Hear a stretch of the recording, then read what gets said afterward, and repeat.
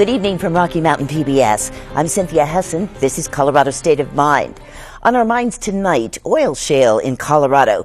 Industry experts are counting on technology to make it commercially viable, and they foresee a future when Colorado and other western states could be major players in establishing independence from foreign oil, due in part to oil shale. In November, a new forecast by the International Energy Agency predicted that just 7 years from now, in 2020, the U.S. will overtake Saudi Arabia as the world's biggest oil producer. And 10 years later, in 2030, that America will be a net exporter of energy. What will be the role of oil shale in all of this? We start tonight with a report from Steve Mort on the potential as seen by the National Oil Shale Association.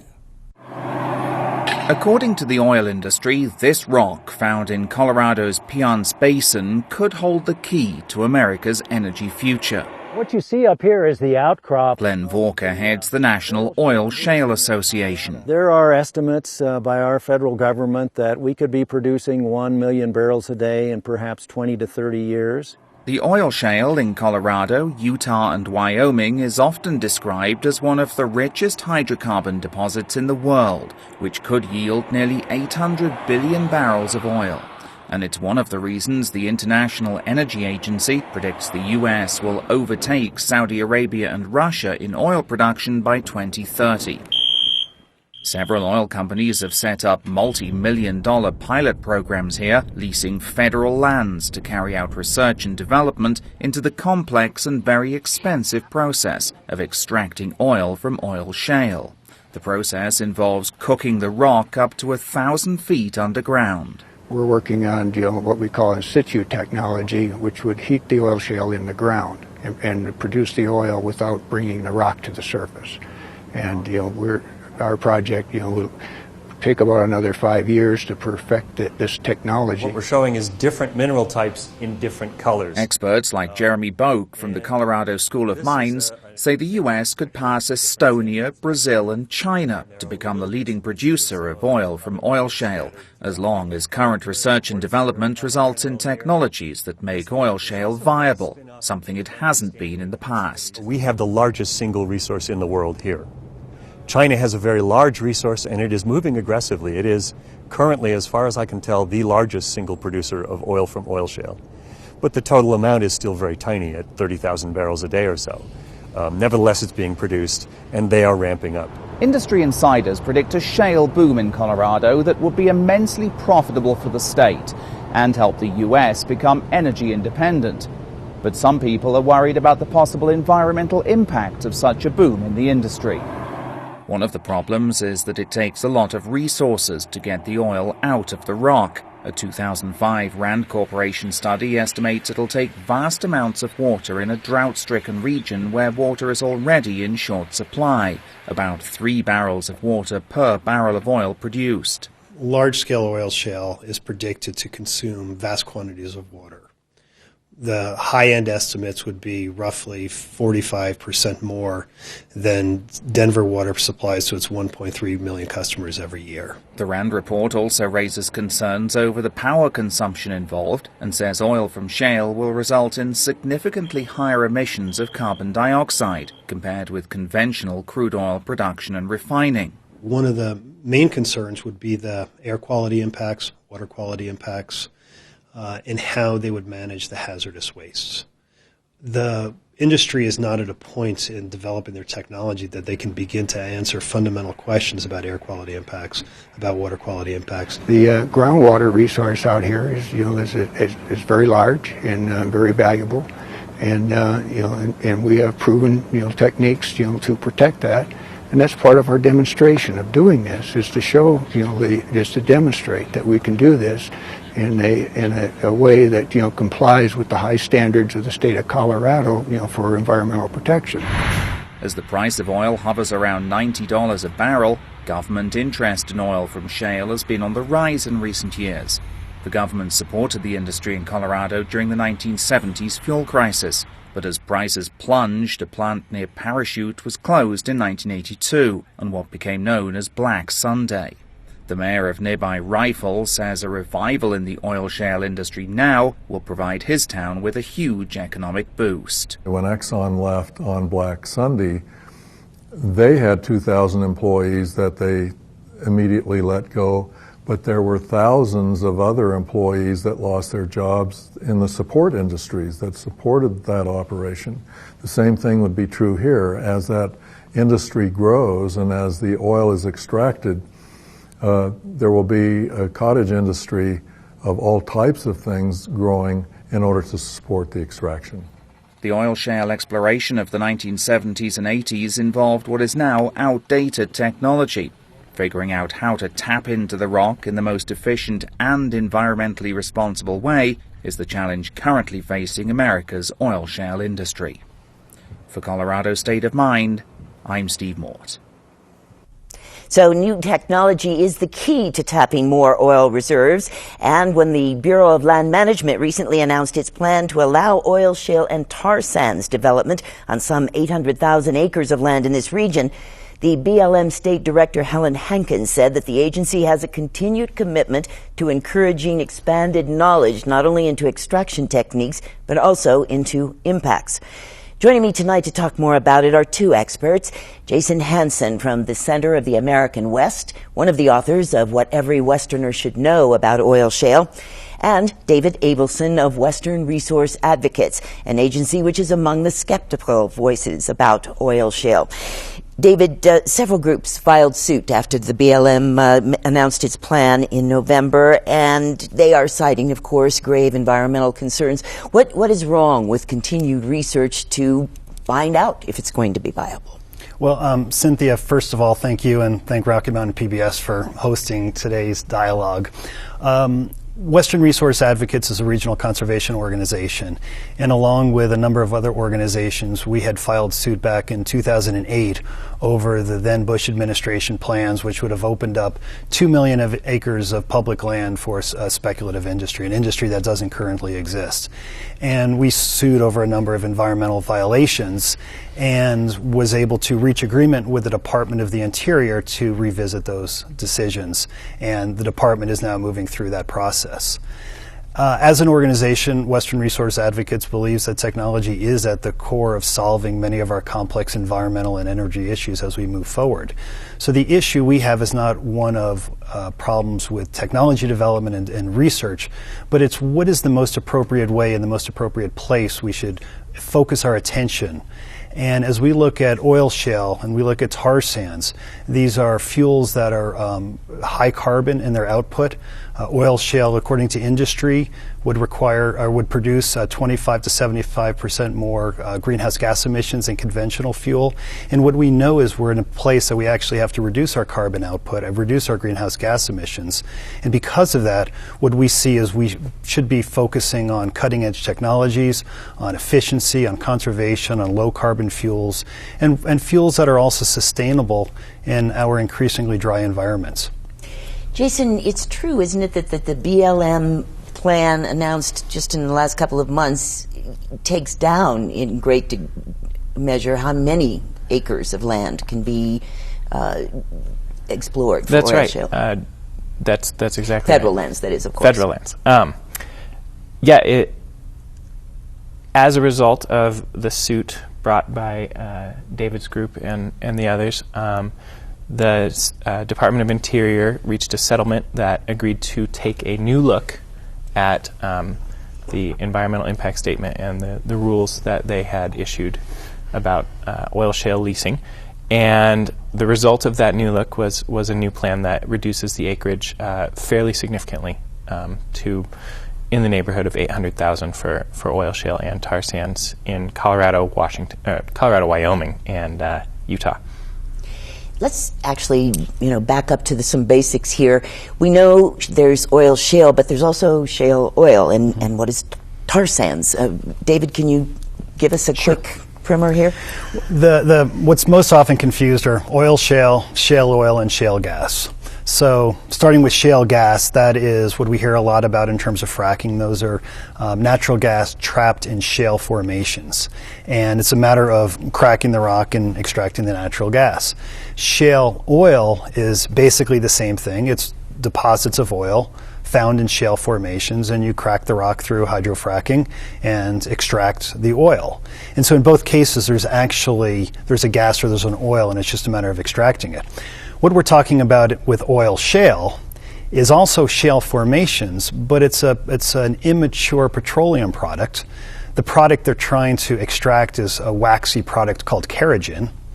And what they need to do is do what nature did not do, which is somehow heat it up, and from that extract the kerogen, and then through a series of processes convert it into a usable transportation fuel. But we're talking about fundamentally waxy rocks at this point. Tar sands then are a whole other issue, and there's tar sands in Alberta, which is basically tar attached to sand, as the name implies. In Utah, there are also tar sands, but it's really a petroleum product that is sort of past its prime, and what they're looking at primarily is solvent extraction, and then once they extract something called bitumen, then they would go through the process of upgrading that and trying to make a transportation fuel out of that as well. All right, so oil shale, as we know, well, first of all, we have the largest reserve of it in this region of the country in the world? By far. The current, most recent U.S. Geological Survey estimate puts the amount of total resource in place in Colorado, Wyoming, and Utah at somewhere north of 4 trillion barrels. Wow. Now, they don't venture a guess on how much of that might be extractable, because there's not commercially viable technology that can extract oil shale yet.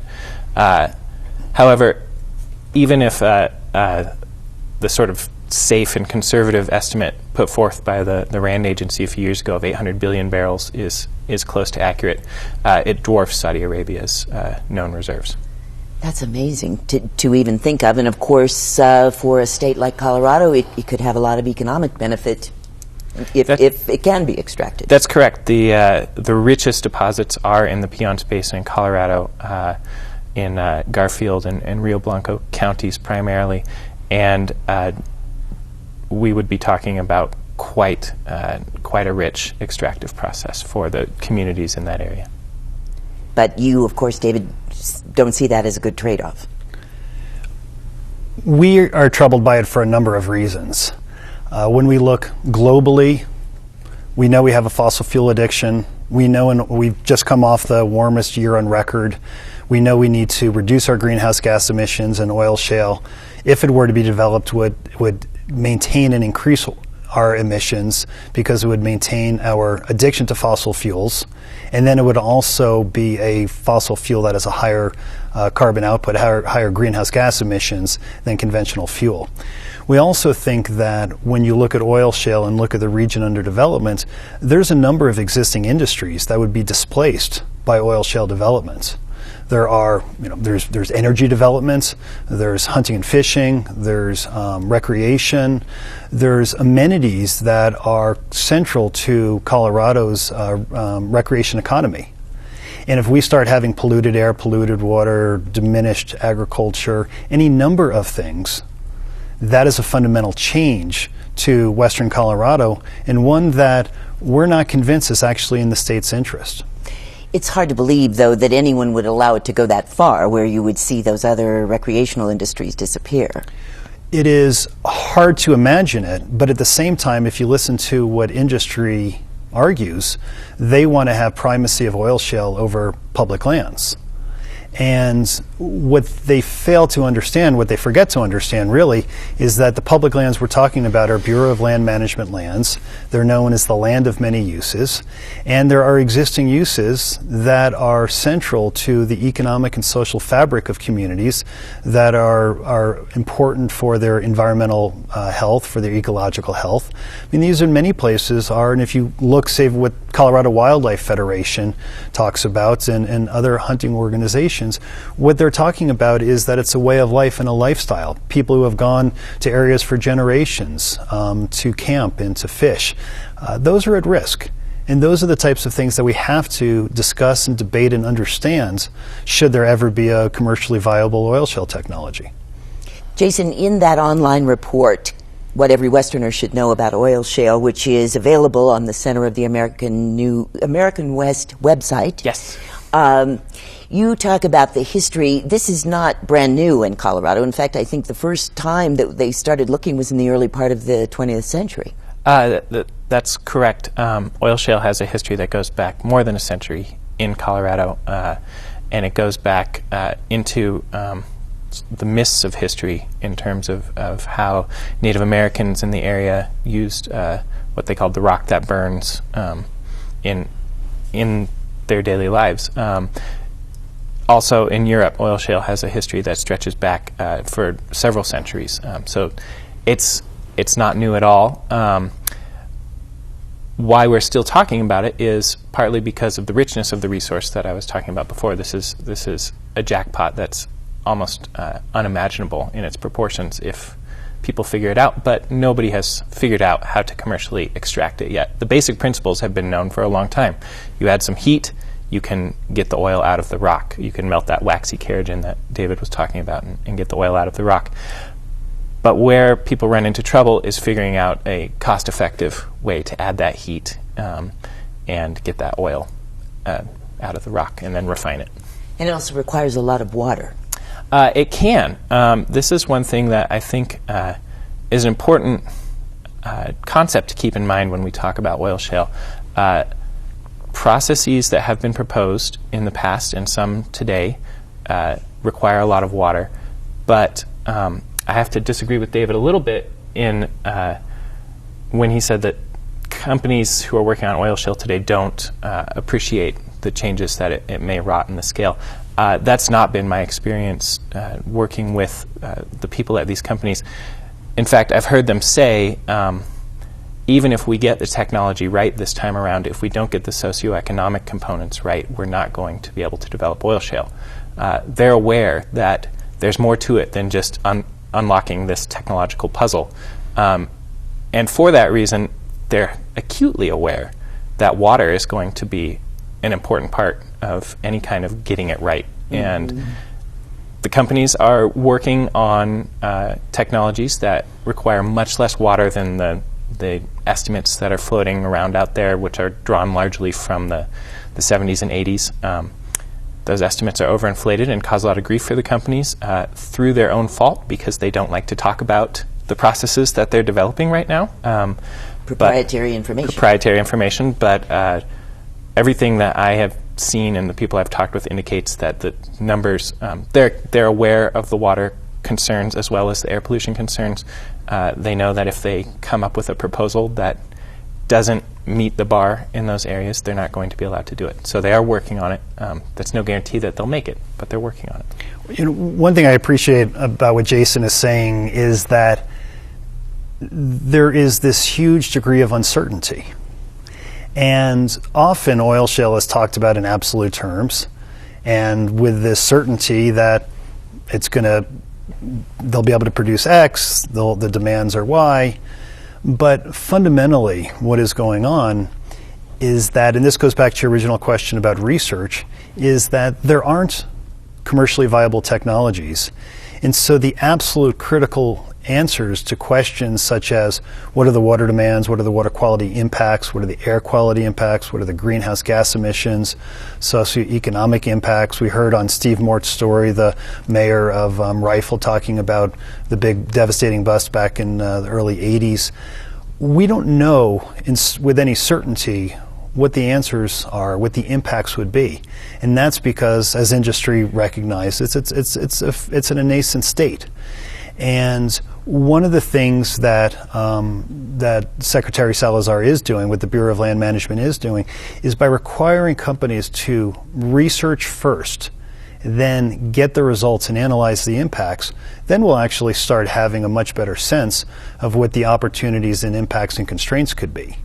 And while as a conservation organization, Western Resource Advocates thinks that the Secretary is going too far in terms of opening up too much land for a non-existent industry, we do appreciate and do support the fact that they are pressing forward with research first. And that is a fundamental change. You asked earlier about our lawsuit and going back then to 2008 in the Bush administration. It's an important and it's a fundamental change that the Secretary is trying to press, and it's one that we understand and appreciate, and we're hopeful that there will be something of greater details and greater substance to be able to analyze coming from industry. But the important thing, and just as a matter of public policy that we've continued to press, is that we very strongly believe that there should be no commercial leasing until such time that you have the results of research and a public vetting of that research and what the impacts are. And that's something that we continue to discuss publicly and talk about how you can actually get that type of information to be able to have a robust dialogue. When we talk about it being commercially viable, we're talking about how much it costs to turn it into usable oil as measured against the price of oil. So That's right. Where is that going? I think I realize if you knew most for sure. people who might be watching today have realized that the price of gas has gone up over the last several years, and it has dipped a little bit actually recently, but it's stayed high and doesn't show any signs as developing economies around the world increase their appetite for oil. It doesn't show any signs of dropping lower in any significant way.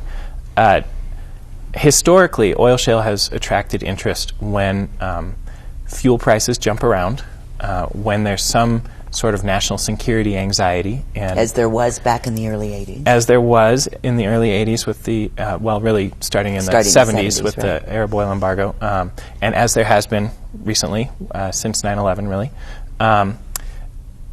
And the crucial component has been active federal encouragement.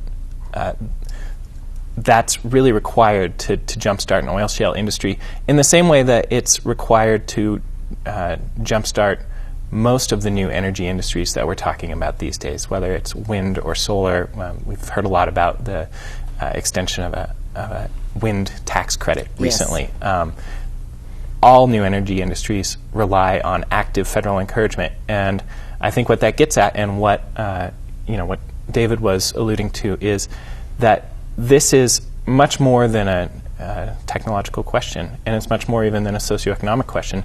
It's a policy question. It's a question about our values as a society and whether what we want as a 21st century energy policy, what decisions we want to make and where we want to place our bets and put our research dollars. I think that's an important thing to understand for everybody, and that's why I think conversations like this and the more conversations we can get industry involved in and environmental organizations involved in, the more people, Westerners in particular, will have the ability to think about this in terms of what their values are and what they would like to see happen.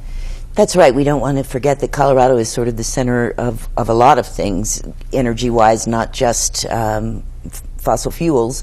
Do you anticipate that federal encouragement of oil shale would take away federal encouragement in these other areas, wind and solar? I don't think that necessarily has to be the case. That certainly can be one outcome. I think we're already seeing the possibility that the shale oil and shale gas boom could shift attention away from some of these more marginal energy sources. It doesn't have to be a zero-sum game. It certainly can be. A lot of it depends on how effective organizations' lobbyists are on Capitol Hill. One thing I would add that doesn't come up much in public discourse, but this question of sort of federal subsidies and federal interest does trigger it, is that if you look at the history of oil shale has always been viewed as the strategic resource for the military. And it's never been able to achieve that goal. But if you look where two prime recipients of oil shale fuels, that being the military and the airline industry, if you look where they're going, they're not sitting around and saying, well, we're waiting for oil shale, we're waiting for these high carbon fuels, we're waiting for these water intensive fuels. What they're actually doing is they're focusing on efficiency and conservation and next generation fuels. And while we have these debates over oil shale, the military is already doing a number of exercises using next generation fuels. So is the airline industry. I mean, around the world, the airline industry is doing test flights with traditional fuels in one engine and next generation fuels in another engine. And they're looking at the efficiency, they're looking at the cost basis. And while the cost basis isn't there yet to be price competitive with traditional oil-based fuels, they are at a point where they're actually testing today these next generation fuels. What's an example when you say next generation fuels? Well, a lot of them are advanced algae-based biofuels. And so, for instance, last summer, there's a joint Pacific Fleet exercise that the Navy and other countries meet, and they do this large exercise. And Secretary of Navy Ray Mabus was one of the things he was showing was that actually they were running some of their ships on these advanced bioalgae fuels. Senator Mark Udall from Colorado has been doing a lot of work on efficiency and conservation in the military, and there's a very direct link between that type of work, national security, and also oil, shale, and next generation fuels. And so there is a larger picture. I think some of this has to come in to the dialogue. We are out of time for this Colorado State of Mind. Obviously, there's a lot more to discuss as the future comes upon us, so we'll hope to see you both again. That is Colorado State of Mind for this week, and you can see the program again at video.rmpbs.org. We thank Jason Hanson and David Abelson, also reporter Steve Mort for tonight's program. Next week, our roundtable of legislative reporters will be here to talk about what's expected in this session of the Colorado General Assembly. We hope you'll join us for that next weekend, and thank you for tuning in this week. I'm Cynthia Hessin. Good night. You know, the fact that we're talking about these things today signifies that, much to our great benefit, people like David and the groups that he worked with, his friends, their predecessors, have to a large degree already won a big portion of this battle, because we are concerned about air quality, and we're doing our best to figure out how to determine what good air quality is. We're concerned about water quality. We're concerned about the effect that development has on ecosystems.